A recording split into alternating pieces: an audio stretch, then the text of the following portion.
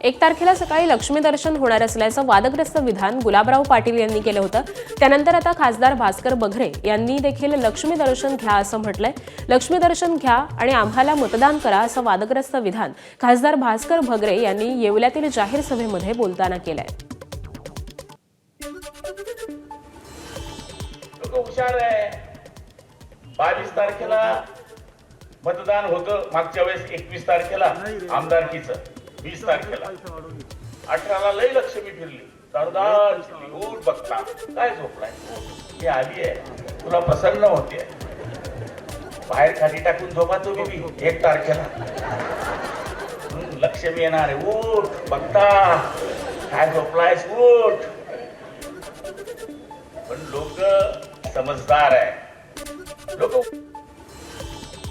होतंय ना करून घ्या.